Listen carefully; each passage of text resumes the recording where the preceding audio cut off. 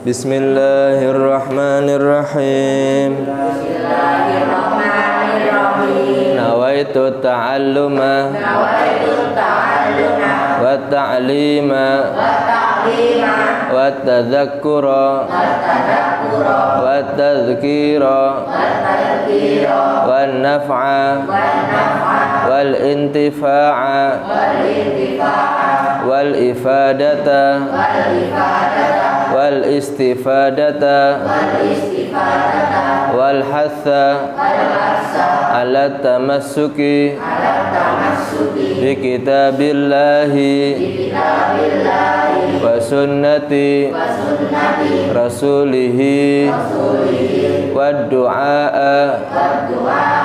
ilal huda wa dalalata alal khairi ibtigha'a wajhillahi wa mardatihi wa qurbihi wa thawabih.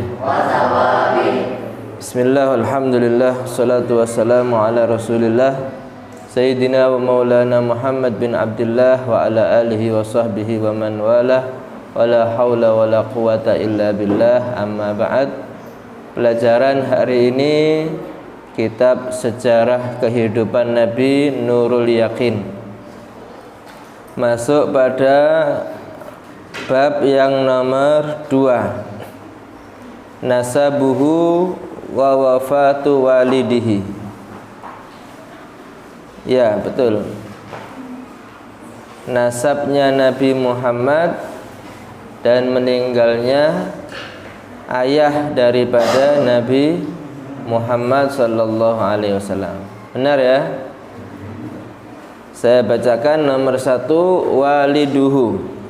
Ayah beliau Abdullah, yaitu Sayyid Abdullah bin Abdul Muttalib bin Hashim bin Abdi Manaf bin Qusay bin Kilab.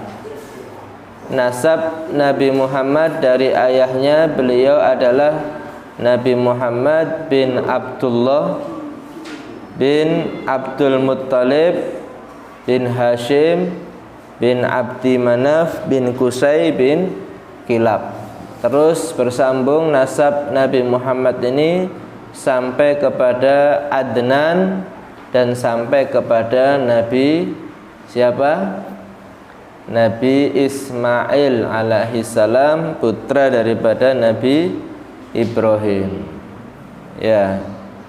Yang kedua, wa ummuhu, ibunda Nabi Muhammad, yaitu bernama Aminah bintu Wahab, Sayyidah Aminah bintu Wahab, putri daripada Wahab bin Abdi Manaf bin Zuhrah bin Kilab. Bin Abdu Manaf bin Zuhrah bin Kilab. Yang nomor 3, fatastami'u ummuhu ma'a walidihi fi jaddihi al-khamis. Maka berkumpul nasab ibunda Nabi beserta ayahanda Nabi ini pada kakek yang kelima. Kakek yang kelima siapa? Yaitu bin Kilab, wahwa Kilab. Kalau Sayyid Abdullah ya bin Abdul Muttalib bin Hashim bin Abdu Manaf bin Qusay bin Kilab. Ya, Siti Aminah binti Wahab bin Abdi Manaf bin Zuhra bin Kilab, sama-sama bertemu, akhirnya nasabnya di Kilab sampai sambung ke Sayyid Adnan dan kepada Nabi Ismail. Nah, orang tua Nabi ini adalah orang-orang yang mulia, dan Nabi lahir dengan pernikahan yang sah. Ya, jadi Nabi itu lahir dengan pernikahan yang sah, mengikuti agama Nabi Ibrahim. Ya, Jadi sebelum ada ajaran Nabi Muhammad, di Mekah itu ada 3 kelompok aliran kepercayaan dan agama. Ada 4. Yang pertama kaum Yahudi. Ini berasal dari seperti Nabi Ibrahim dari Palestina. Kemudian ada kaum Nasrani. Sebelum Nabi Muhammad itu adalah ajaran Nabi Isa, kemudian diselewengkan menjadi kaum Nasrani. Yang ketiga adalah penyembahan berhala, patung-patung.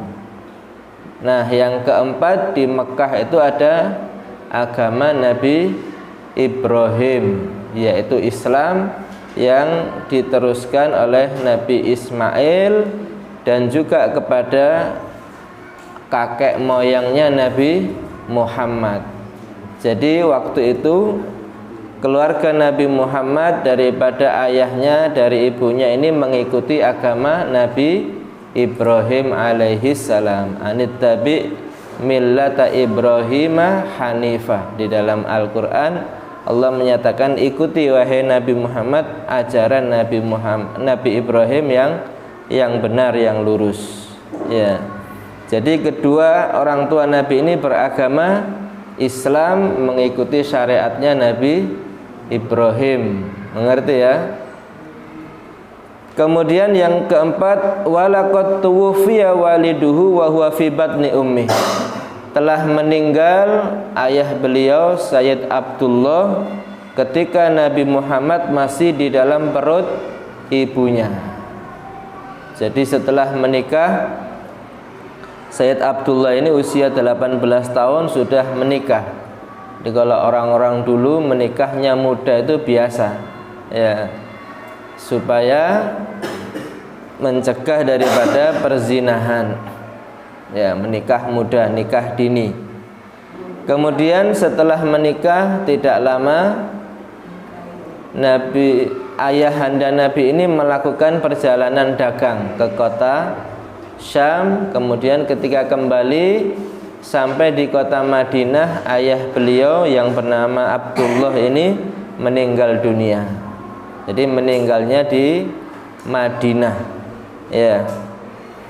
Ketika Nabi masih di perut ibunya, masih dalam kandungan ibu.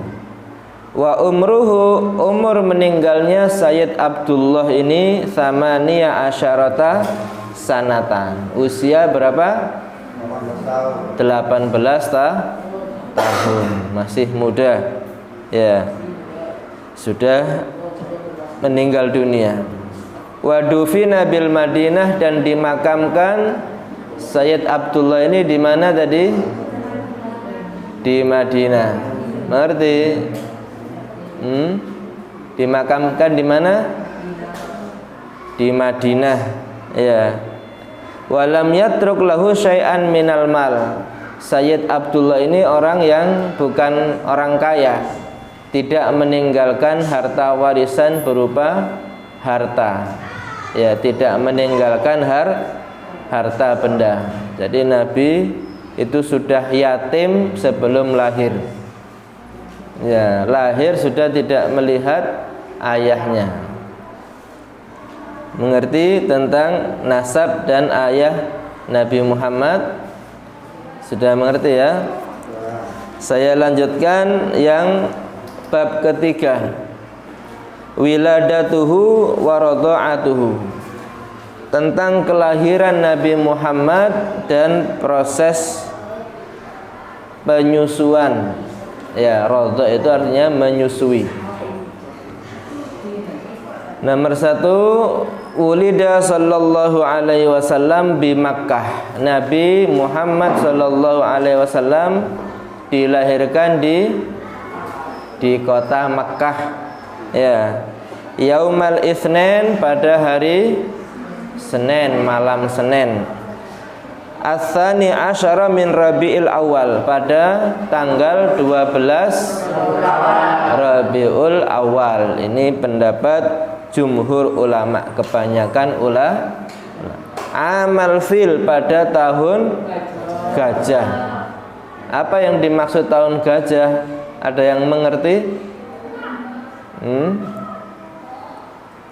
Tahun kelahiran Nabi disebut tahun gajah, mengapa? Nah, jawabannya itu nomor 2. Summiya amu wiladatihi amal fil, dinamakan tahun kelahiran Nabi Muhammad itu dengan tahun gajah, li'anna malikal habasyah arsala ama wiladatihi jaishan ila Makkah lihadmil Ka'bah. Karena sesungguhnya ada seorang raja. Raja ini dari Habasyah kalau di sini, tapi ada yang menyatakan dari Yaman. Raja siapa namanya? Raja Abroha. Ya, Raja Abroha. Ini mengutus pada tahun kelahiran Nabi ini, mengutus tentara, pasukan perang ila Makkah, menuju kota Makkah, lihat mil Ka'bah, untuk merobohkan Ka'bah. Ya. Wa kana fihi filun azim, dan di dalam pasukan itu ada gajah yang sangat besar. Ya.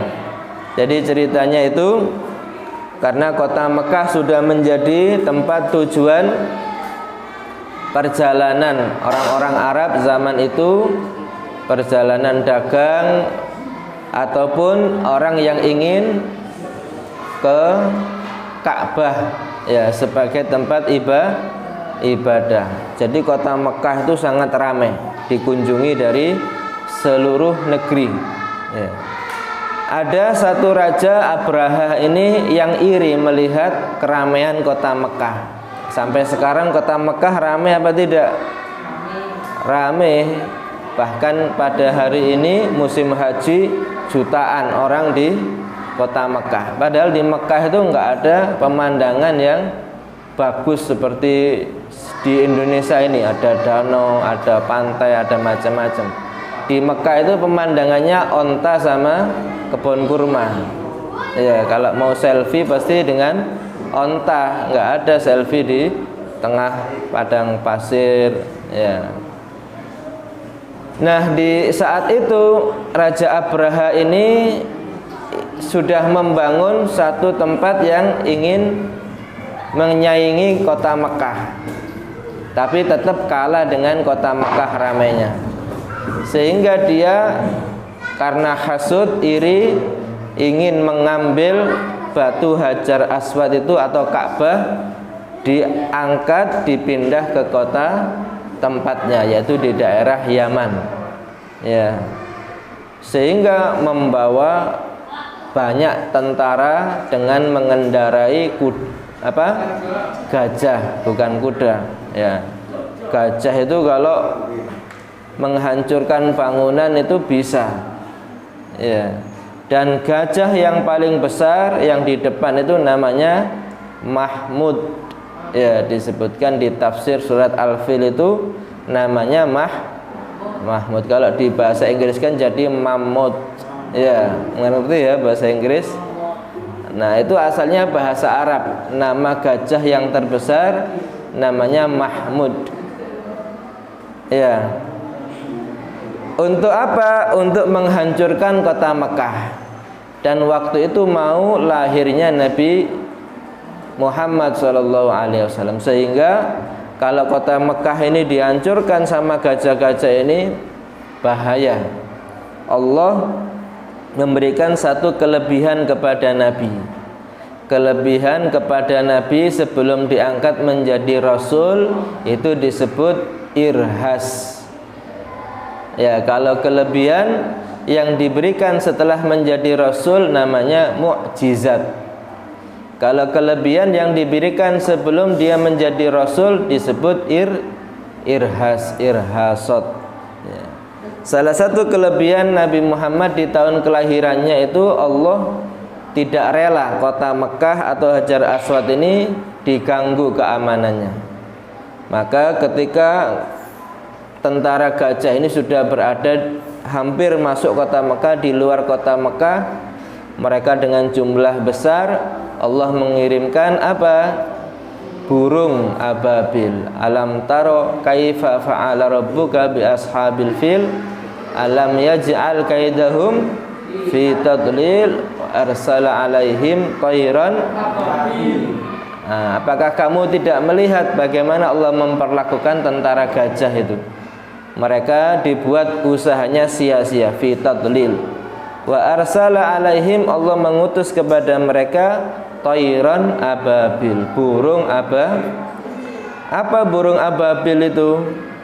Itu di dalam tafsir seperti burung pipit, burung emprit bahasa kita, ya, burung kecil, dan membawa satu kerikil dari neraka jahanam yang disebut sijil, seperti kacang, ya, kerikil kecil seperti kacang tapi dari neraka jahanam. Banyak jumlahnya, sebanyak jumlah pasukan Abrahah. Nah, burung ini terbang dari atas, melemparkan atau menjatuhkan satu kerikil neraka jahanam ini, kena tembus ke helm besinya tentara itu yang naik gajah, kemudian tembus sampai ke bawah, menembus gajahnya sampai turun ke dalam tanah. Jadi mati seperti ditembak kalau zaman sekarang, tembus dari atas ke bawah, ya, seperti itu. Cikal bakal lahirnya peluru mesiu, ya, dengan sijil, sehingga yang asalnya banyak langsung roboh. Wa arsala ilaihim tayran ababil tarmihim bihijaratin min sijil. Mereka melontarkan burung-burung itu dengan hijarah, batu yang kecil, min sijil, dari sijil, ya, min sijil faja'alahum ka'asfin ma'kul. Maka Allah menjadikan tentara gajah semuanya itu seperti daun yang dimakan ulat, langsung roboh satu kelompok, roboh sekelompok, akhirnya habis. Daun kalau dimakan ulat ada sisanya apa kira-kira? Nah, tinggal gajah yang terbesar itu disisakan oleh Allah untuk kembali ke Raja Abraha, melaporkan tentaranya habis, ya.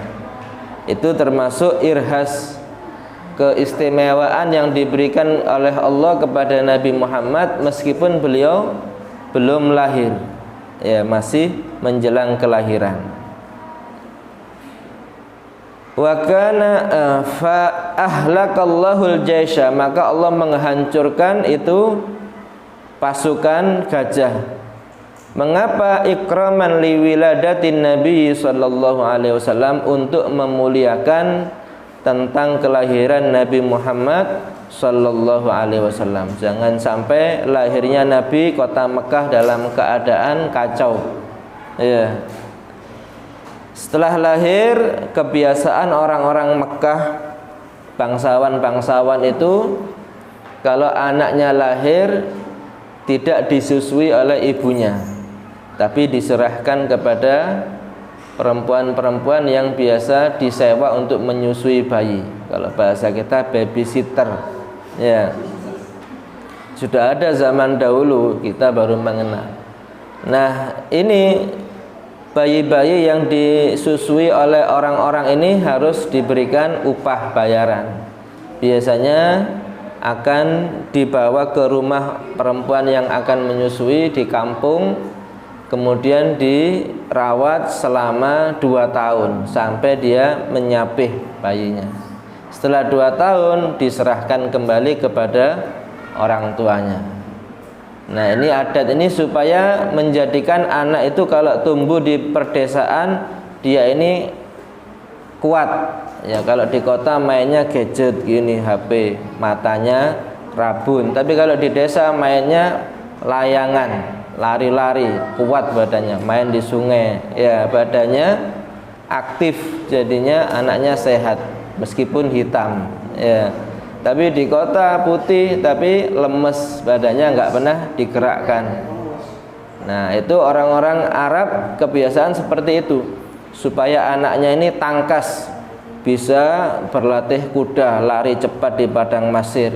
Kalau perlu latihan gulat, latihan memanah, karena di kota ini tempatnya terbatas. Ya.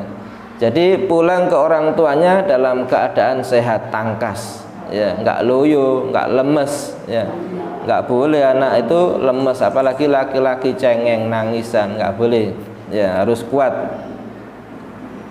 Wa arda'athu ba'da ummihi Saubah al-Islamiyah. Nah, ketika kelahiran Nabi Muhammad ini banyak kejadian luar biasa. Di antaranya ketika baru lahir, Nabi ini langsung diberitahukan oleh pembantu Abu Lahab kepada Abu Lahab pamannya. Abu Lahab bin Abdul Muttalib itu pamannya Nabi. Ya, ketika lahirnya Nabi, Abu Lahab ini menyuruh budaknya perempuan namanya Suwaibah al-Aslamiyah untuk menjenguk keponakannya ini. Siti Aminah sudah melahirkan apa belum? Coba dilihat. Ya. Setelah dilihat sudah melahirkan, diberitahu, Abu Lahab, kamu sudah punya keponakan laki-laki yang bernama Muhammad. Ya. Karena gembira, orang-orang Arab itu kalau gembira, merasa senang, pasti memberikan hadiah, sedekah kepada orang yang mengabarinya. Ya. Karena gembira dengan kelahiran keponakannya ini laki-laki, Abu Lahab akhirnya memerdekakan budaknya yang bernama Suwaibah al-Aslamiyah dengan syarat menyusui dulu sampai mendapatkan ibu susunya. Ya, akhirnya disusui oleh Suwaibah al-Aslamiyah. Nah, berkat Abu Lahab itu pernah gembira dengan Nabi Muhammad waktu baru lahir. Meskipun Abu Lahab itu dinas ketika mati masuk surga apa neraka Abu Lahab itu. Tabbat yada Abi Lahabi wa tab ma aghna anhu maluhu wa ma kasab sayasla naron dzata lahab wa imra'atuhu hammalatal hatab fi jidha hablum mim masad. Benar-benar celaka kedua tangan Abu Lahab. Ya, juga Abu Lahab. Ya. Tidak ada yang berguna yang dia upayakan daripada harta atau anak-anaknya. Saya selanaron, dia akan masuk ke neraka. Dzata lahab yang apinya ini bergejolak. Juga wa mra'atuhu istrinya. Hammalatal hatab yang biasa memikul kayu. Fi jidha hablum min masad, di lehernya ini ada tali serabut min masad. Ya. Abu Lahab itu masuk neraka pasti dengan nas Al-Qur'an. Cuman ketika hari Senin, setiap hari Senin Abu Lahab ini di neraka bebas, tidak ada siksa karena gembira dengan Nabi, dan dia bisa meminum dari ibu jarinya ini air yang segar. Padahal di neraka itu semua airnya panas apa dingin? Panas, ya, bukan sop ini. Minta air saja sudah panas, apalagi minta kuah rawon, sop, ya lebih panas lagi. Ya. Tapi Abu Lahab berkat gembira dengan kelahiran Nabi ini bisa mendapatkan keringanan dari Allah, karena Nabi adalah khairu khalqillah, orang yang paling mulia di sisi Allah dan yang paling dicintai oleh Allah, Habibullah. Khadimatu ammihi Abi Lahab. Suwaibah itu adalah khadimah, pembantu atau budaknya pamannya Abu Lahab. Setelah di kota Mekah datang banyak orang-orang yang menyusui dari desa, bayi Nabi Muhammad yang masih kecil ini diambil oleh Halimah As-Sa'diyah untuk disusui. Tetapi gratis, tidak bisa memberikan upah karena ayahnya sudah meninggal, tidak meninggalkan harta. Kenapa Halimah itu mau menyusui Nabi padahal tidak ada upah? Nah, karena Halimah ini melihat ketika menggendong Nabi, Nabi ini bisa mengeluarkan cahaya. Kemudian diceritakan ketika Halimah itu datang ke kota Mekah, naik onta yang kurus dan jalannya sudah pelan. Kemudian sampai di kota Mekah sudah pulang semua teman-teman yang menyusui itu, dapat anak-anak orang kaya. Tinggal satu bayinya Nabi Muhammad, nggak ada yang mau mengambil karena nggak ada ongkosnya. Siapa yang mau? Tapi karena berkat kebaikan hatinya, diambillah Nabi Muhammad untuk disusui. Dan ketika mau dibawa pulang ini, seketika ontanya itu jadi sehat, gemuk dan bisa lari kencang. Warajaat ya wahuma middawabil qafilat yasbiqan, dan bisa mengalahkan lari kencangnya onta-onta yang sudah duluan pulang.